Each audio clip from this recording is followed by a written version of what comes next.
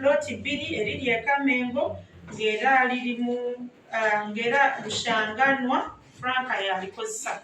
Kituufu si kituufu? Si kituufu. Kiwandiise nti omusango gwegwanye, so it's a plea of not guilty to count 1.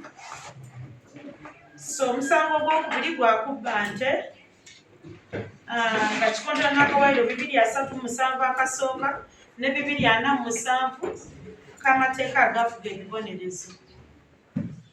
Mwesigye Amos ne Majambere Kamuntu gwali mu Kaguli n'abalala abatanakwatibwa mu mwezi gw'omunaana e Kamengo Madumugomba Mwabbente 157 zibalibwamu obukadde 381 era nga za Rushanganwa Frank.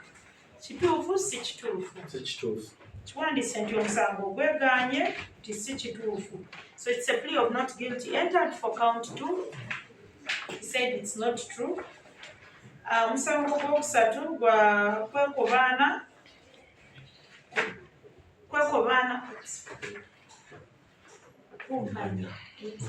omusango ogwokusatu gwa kwekobaana kukumpanya nga kikontana n'akaayiro 363 ak'amateeka agafuga ebibonerezo.